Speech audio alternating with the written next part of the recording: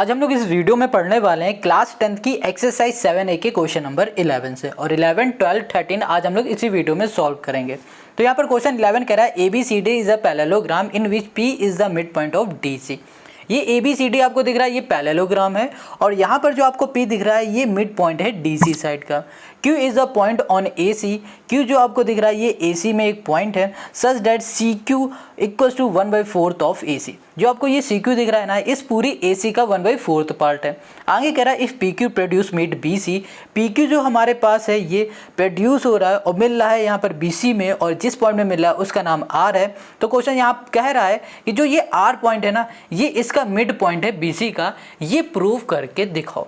ये बहुत easy question है, अब कैसे करेंगे वो देखो। इस क्वेश्चन में हमें जो भी गिवन था वो हमने लिख लिया और जो प्रूफ करना है वो भी लिख लिया। अब इसको देखो कैसे ये सॉल्व होने वाला है।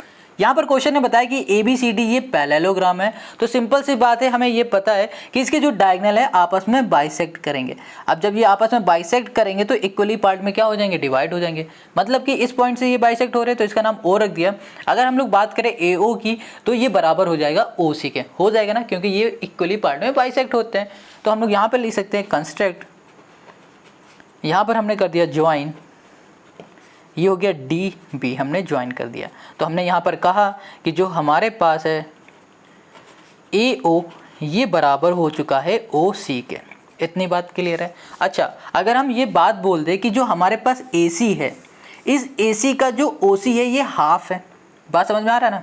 हमने क्या कहा कि ये जो पूरी AC लाइन दिख रही है ना, इस पूरी AC लाइन का जो ये OC आपको दिख रहा है ये हाफ है।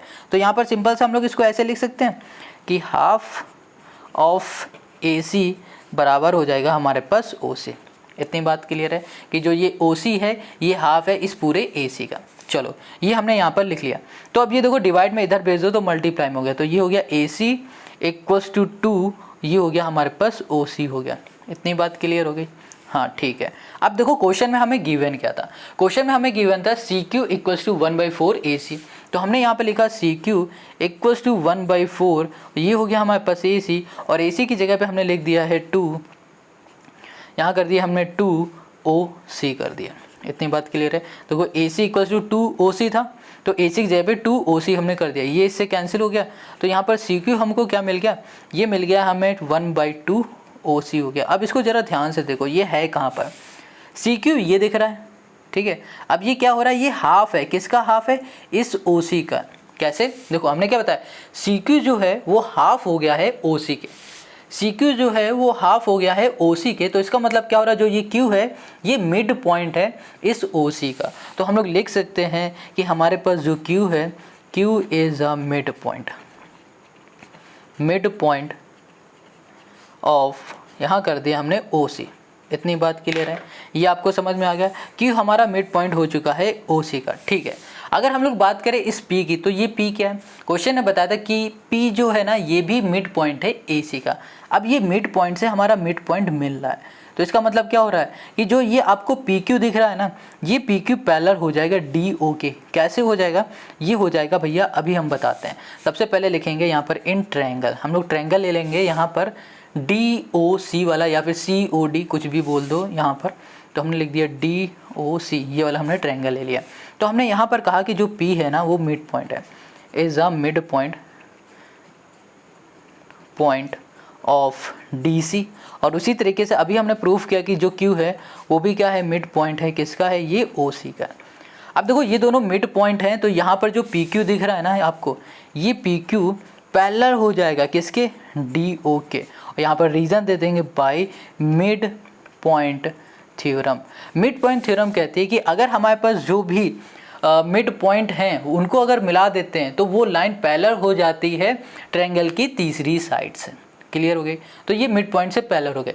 अब ध्यान देना, ये जो PQ है ये लाइन आगे जा रही है, मिल कहाँ पर रही, R पे मिल रही, और जो DO है ये लाइन आगे जा रही है, मिल कहाँ रही है, DB में मिल रही, यहाँ पर B में मिल रही। तो हम लोग बोल सकते हैं कि जो PR है ये भी पैरेलल है DB के।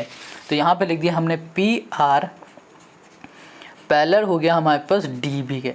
अब यहाँ पर एक बात और याद रखना कि जो ये हमारे पास पैरेलल बन रहे हैं, ये QR है ना, अगर ये पूरा पैरेलल है तो इसका मतलब क्या हो रहा है कि जो ये क्यू आर है ये भी पैरेलल हो जाएगा ओ बी के। अब कैसे होगा उसको थोड़ा सा देख लो यहाँ पर। तो यहाँ पर हम कहो तो लिख ही दें या फिर इधर लिख देते हैं, यहाँ पर लिख देते हैं जो क्यू आर है ये भी हमारा पैरेलल हो रहा है किससे, ओ बी से हो रहा है। ये तो बात समझ में आ रही। अगर भैया ये पैरेलल है, इसी लाइन को आगे बढ़ा दिया तो ये भी पैरेलल हो गई। अब ये पैरेलल होगी तो सिर्फ इतने की बात करें तो ये दोनों भी आपस में तो पैरेलल होंगी, वही हमने यहाँ पर लिख दिया। अब ये दोनों पैरेलल हो चुके हैं तो इस ट्रायंगल की हम लोग बात कर लेते हैं। तो यहाँ पे लिखा हमने triangle C O B, in triangle C O B. अब हमारे पास जो ये Q है, अगर ये दोनों पैरेलल हैं आपस में तो Q ये क्या होगा, ये मिड पॉइंट हो जाएगा। तो यहाँ लिखा हमने Q is a mid point, ये तो हमें पहले से पता है, Q is a mid point of O C. ठीक है, तो भैया ये मिड पॉइंट ओ सी है तो हम लोग यहाँ पर बोल देंगे कि जो हमारे पास क्यू आर है ये पैरेलल हो चुका है ओ बी के। तो यहाँ पर लिख सकते हैं कि R is a mid point of B C. तो हमने कह दिया जो आर है ये भी हमारा क्या हो जाएगा, इस बी सी का मिड पॉइंट हो जाएगा। क्लियर है, इस बी सी का जो मिड पॉइंट है वो आर हो जाएगा। क्यों हो जाएगा, क्योंकि देखो यहाँ पर ना जो converse of mid point theorem है वो कहती है अगर हमारे मिड पॉइंट से कोई लाइन आगे जा रही हो दूसरी ट्रायंगल की साइड में छू रही है, टच कर रही है, तो वो भी जो पॉइंट बनेगा ना वो भी मिड पॉइंट होगा। तो यहाँ पर हम लोग बोल सकते हैं R is a mid point of B C by converse of ये हमारे पास होगा मिड पॉइंट थ्योरम। ठीक है, ये हो गया हमारे पास क्वेश्चन नंबर 11 का हमारा सोल्यूशन। आई होप आपको समझ में आ गया। अगर कहीं भी कुछ भी डाउट है तो कमेंट करके पूछो। अब आते हैं हम लोग क्वेश्चन नंबर 12 पर। Question 12, in the adjoint figure ABC is a triangle in which AB equals to AC if D and E are points on AB and AC respectively such that AD equals to AE so that the point B, C, E and D are concyclic. क्वेश्चन ने ये कहा है कि आपके पास जो AB side है ये बराबर है AC के और साथ में जो AD है ये बराबर है AE के। ठीक है, और क्वेश्चन ने ये कहा है कि BCED ये दिख रहा है ना, ये कॉन्साइक्लिक के पॉइंट है। अब ये कॉन्साइक्लिक क्या होता है पहले हम लोग ये समझेंगे, फिर इसको प्रूफ कैसे करना है ये समझेंगे। देखो, अगर हमारे पास कोई सर्कल है, उस सर्कल के अंदर क्वाड्रिलैटरल बन रहा और उस क्वाड्रिलैटरल के जितने भी वर्टिसेस है, 4 होते ना, अगर चारों सर्कल को टच कर रहे हैं तो उसे हम लोग कॉन्साइक्लिक बोलते हैं। कॉन्साइक्लिक तो हमने समझ लिया। अब बात आती प्रूफ कैसे करना है। तो अगर हमने यहाँ पर इसके अपोजिट एंगल क्या है, डी के अपोजिट एंगल क्या है, सी, इन दोनों का सम 180 डिग्री के इक्वल दिखा दिया, या फिर बी और ई के एंगल का सम 180 डिग्री के इक्वल दिखा दिया, तो यहाँ हम लोग प्रूफ कर देंगे कि ये कॉन्साइक्लिक है। तो ये बात समझ में आ गया। अब हम लोग कैसे दिखाएंगे, कैसे करेंगे वो समझ लो। देखो, सबसे पहले हमें यहाँ पर क्वेश्चन ने बताया कि जो ए बी है ये साइड बराबर है ए सी के। चलो ठीक है, ए बी ये साइड है, ये बराबर है ए सी के। अगर ट्रायंगल में दो साइड बराबर होती हैं एक दूसरे के तो उसके जो अपोजिट एंगल होते हैं ना वो भी आपस में क्या होते हैं, इक्वल होते हैं। ये बात हमने समझ ली है।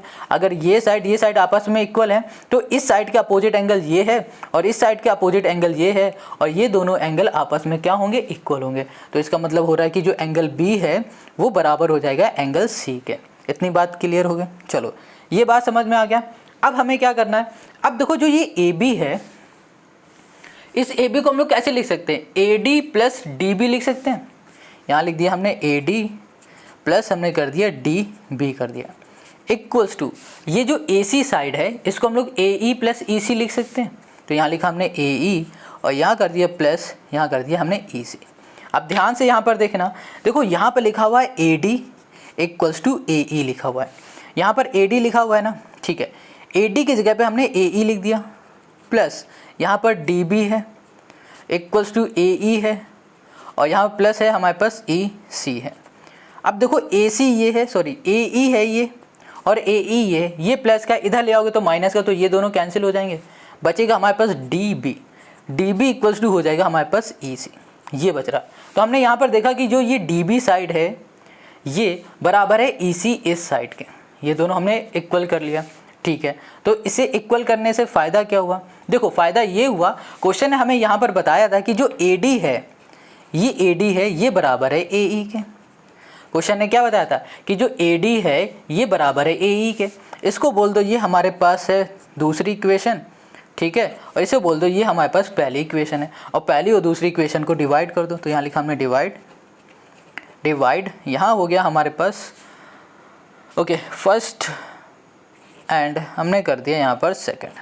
ठीक है, तो ये हो गया हमारे पास AD अपॉन हो गया हमारे पास DB इक्वल्स टू हो गया हमारे पास AE अपॉन हो गया हमारे पास EC।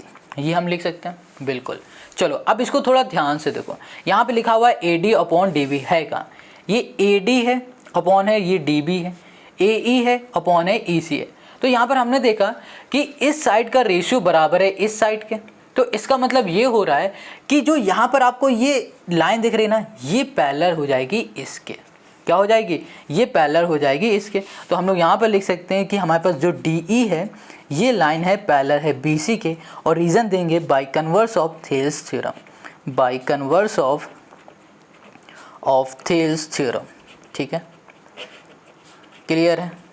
अब देखो इसको एक बार और समझ लो। देखो कन्वर्स ऑफ थेल्स थ्योरम जो है वो कहती है कि अगर किसी ट्रायंगल के साइड का रेशियो आपस में इक्वल है तो उन्हीं साइड से जो लाइन बन रही है, ये वाली देखो बन रही ना, वो बराबर होगी ट्रायंगल की तीसरी साइड से, बराबर नहीं होगी, पैरेलल होगी तीसरी साइड से।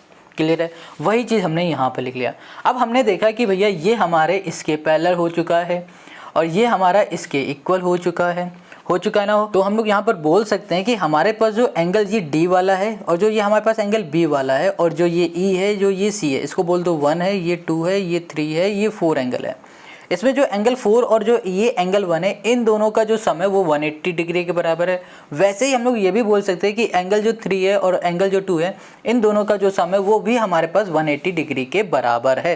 तो हम लोग यहाँ पर लिख देते हैं कि हमारे पास जो एंगल 4 है प्लस हमने कर दिया एंगल 1 है, इन दोनों का सम है 180 डिग्री के बराबर। और साथ में हमें यहाँ पर देना पड़ेगा रीज़न, तो रीज़न लिखेंगे हम लोग sum of interior angle on same side. ठीक है, सेम साइड इस ट्रांसवर्सल। ठीक है, बस यही हमें लिखना है।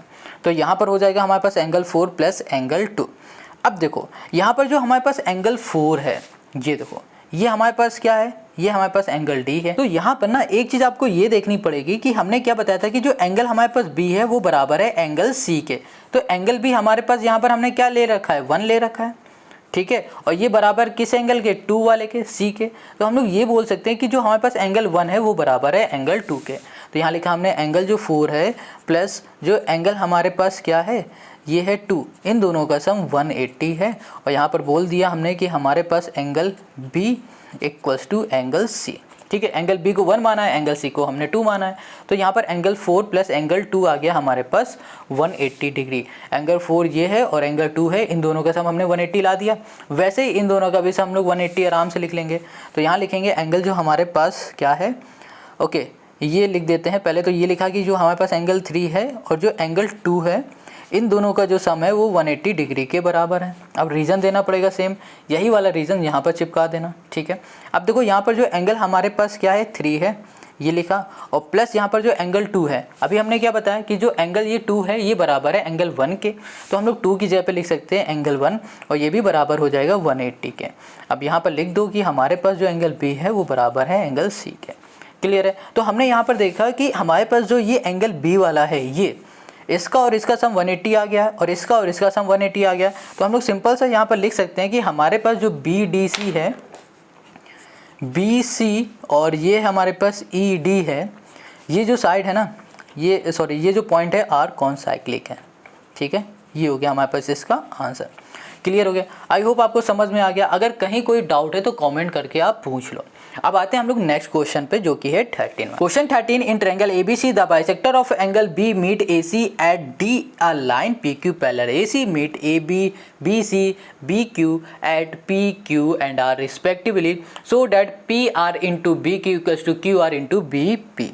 क्वेश्चन क्या कह रहा है कि हमारे पास जो PR आपको दिख रहा है, ये PR है ना, इससे मल्टीप्लाई हो रहा है BQ, और जो ये हमें QR दिख रहा है, आपको दिख रहा होगा ये QR है, इसके मल्टीप्लाई में है BP। ये हमको प्रूफ करके दिखाना। अच्छा देखो, जो भी हमें प्रूफ करना है वो इसके ही अंदर है, PQB के ही अंदर है ना। तो इसी की हेल्प से हम लोग पूरा सॉल्व कर लेंगे। बहुत ईजी क्वेश्चन है। इस क्वेश्चन में बस हम लोग यूज़ करेंगे एंगल बाइसेक्टर थ्योरम। अब ये एंगल बाइसेक्टर थ्योरम यूज़ कैसे करेंगे और कहाँ करेंगे उसको थोड़ा सा समझ लो। देखो यहाँ पर क्वेश्चन ने बताया कि जो हमारे पास ये बी है ना, ये एंगल ये बाइसेक्ट हो रहा है। बाइसेक्ट हो रहा है तो इसका मतलब क्या हो रहा है, ये और ये वाला एंगल आपस में इक्वल होगा। तो यहाँ पे लिखेंगे प्रूफ और यहाँ पे लिखेंगे इन ट्रायंगल। हमने ट्रायंगल ले लिया है कौन सा, यहाँ कर दिया बी पी क्यू, ये वाला हमने ट्रायंगल ले लिया। अब हमने कहा कि जो हमारे पास बी आर है, ये बी आर है, ये क्या बाइसेक्टर है, B R is bisector of angle B का बाइसेक्टर है।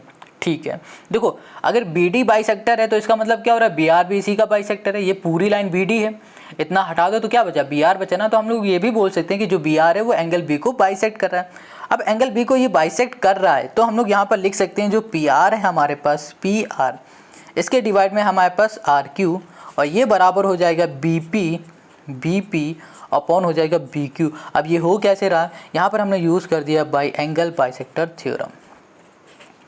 एंगल बाइसेक्टर यहाँ कर दिया हमने थ्योरम। क्लियर हो गया। देखो एंगल बाइसेक्टर थ्योरम कहता है कि भैया हमारे पास जो पी आर है ये डिवाइड में आ जाएगा पी क्यू के, और साथ में बी आर है ना, ये डिवाइड में आ जाएगा बी क्यू के। बस यही हो गया हमारे पास एंगल बाइसेक्टर थ्योरम। अब इसी से हम लोग प्रूफ कर देंगे। ये डिवाइड में इधर चला जाएगा मल्टीप्लाई में, तो ये हो गया पी आर इंटू हो गया हमारे पास बी क्यू इक्वल्स टू हो गया हमारे पास बी पी इंटू हो गया हमारे पास आर क्यू। बस यही हमें प्रूफ करके दिखाना था, और यही हो गया क्वेश्चन नंबर 13 का हमारा सोल्यूशन। आई होप आपको यहाँ पर सब कुछ समझ में आ गया। कहीं कोई डाउट हो तो कमेंट करके पूछो। अब मिलते हैं नेक्स्ट वीडियो में, और नेक्स्ट वीडियो में हम लोग सॉल्व करेंगे एक्सरसाइज 7B।